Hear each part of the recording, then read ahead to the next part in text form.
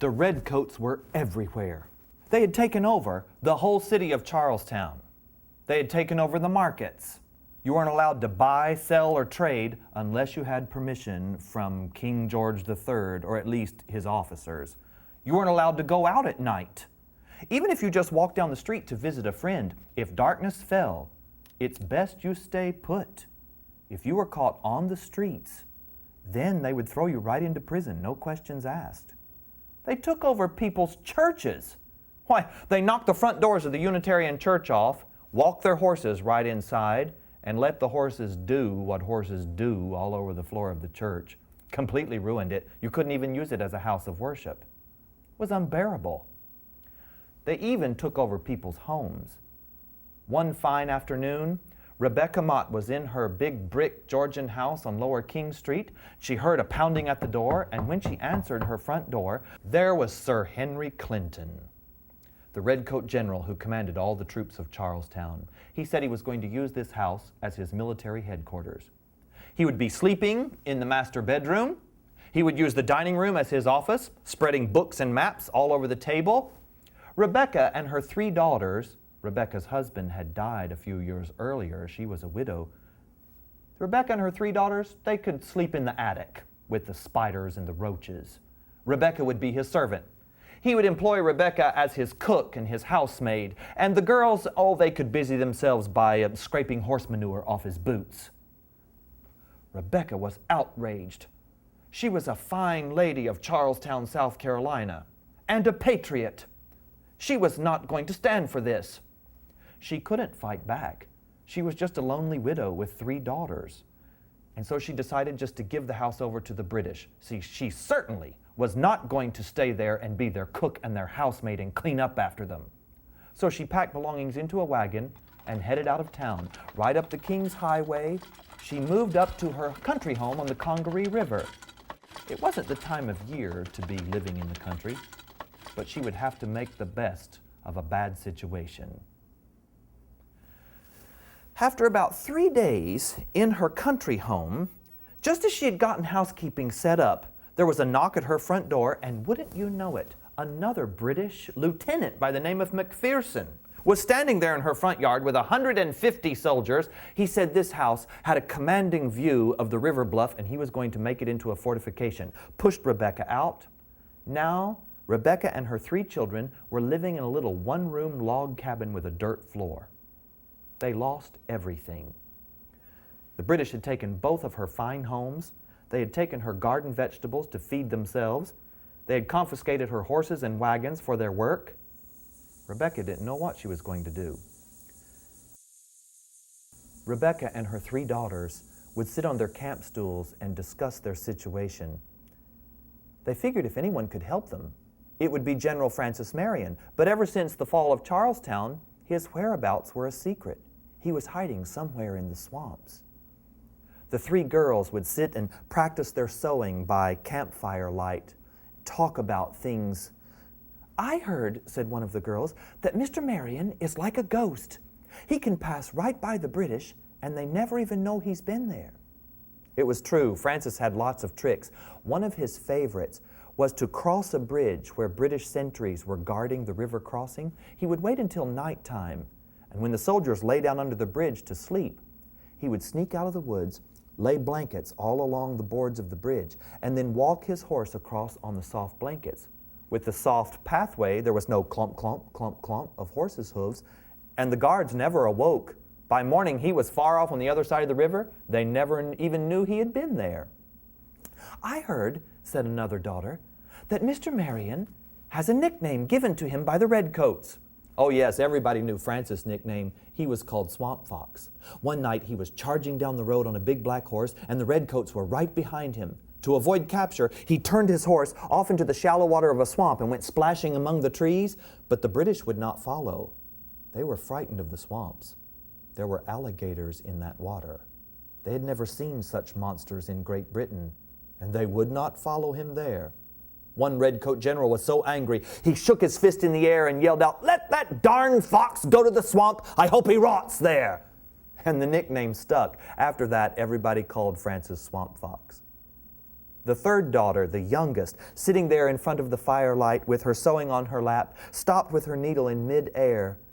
She was a little embarrassed, but finally her curiosity got the best of her, and she had to ask, "Mother, is it true that General Marion stole Mr. Tarleton's underpants?" It was true. At least the story was going round the countryside. One night, Francis Marion and his men went sneaking into Tarleton's camp when the redcoats were away. They cut a hole in the back of General Tarleton's tent and fished out several boxes. When they got back to their own hiding place, they broke the boxes open to see what they had found. One was filled with guns and ammunition. Aha, that would come in handy. Another was filled with books and maps. Now they knew Tarleton's battle plans. And the third had been filled with pair after pair of long-handle underwear. The next day, General Tarleton was stomping mad. He was slapping anything that got in his way with his riding whip, barking orders at his men. "I want to know who this little man thinks he is. I want to know how he gets into my tent undetected. I want to know where my underwear is." He was the laughingstock of South Carolina. But people laughed quietly. General Tarleton was not the sort of man who could take a joke. He had earned a nickname too. They called him Bloody Tarleton. He had killed men and women and children. And Rebecca feared for her safety and the safety of her daughters. She sent a message to General Francis Marion, and a few nights later, Francis and his men came gliding through the shadows of the trees on their horses.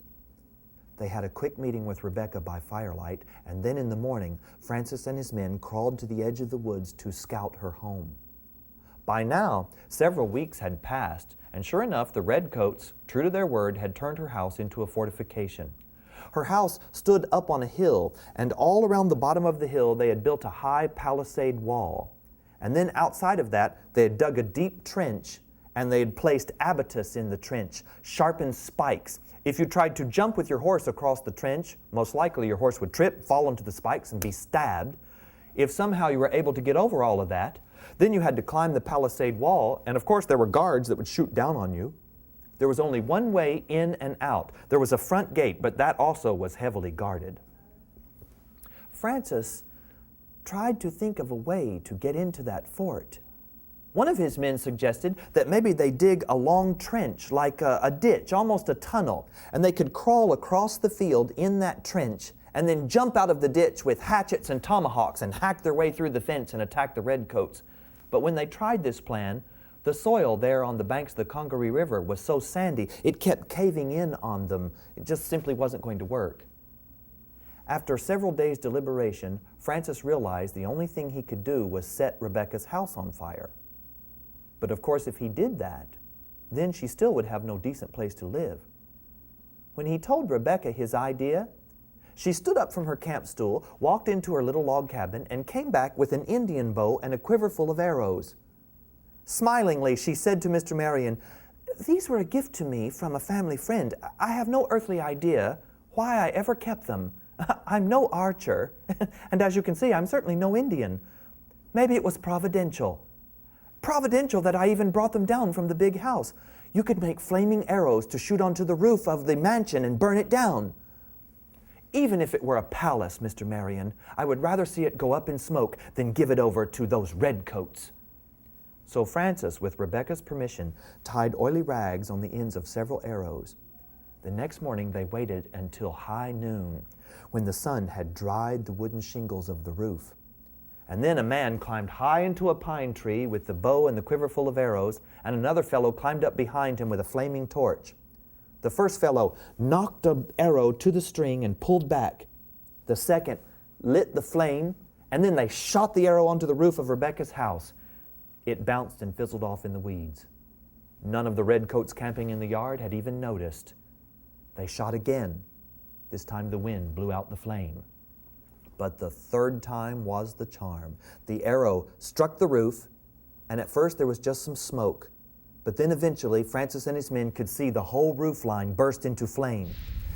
Inside the house, the redcoat officers sitting around Rebecca's dining table, saw the room filling up with smoke, and they realized something was amiss. When they ran outside and saw the flames on the roof, they ordered men in the yard to climb up and put out those flames. Men scrambled up on one another's shoulders and started stomping at the flames. They tore off their red jackets and were slapping at the flames. They were so busy fighting the fire, they had left the gate unguarded. Francis and his men were able to come right through the gate on their horses, firing their guns. The redcoats had nothing to do but surrender. With bullets whizzing past your ears and fire licking at your feet, you're done for.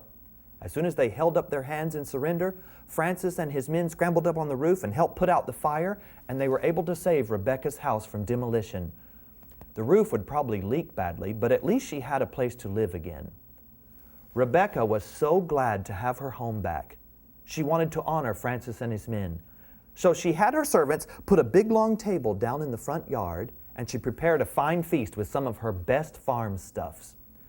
All of the American men sat on one side of the table, and all the redcoat officers and their men sat on the other side of the table. And with Rebecca at the head of the table, they exchanged polite conversation, told jokes, sang songs, talked about their families. And then when the party was over, Francis and his men stood up, took the redcoats prisoner, and carted them off to jail. And that was the end of that.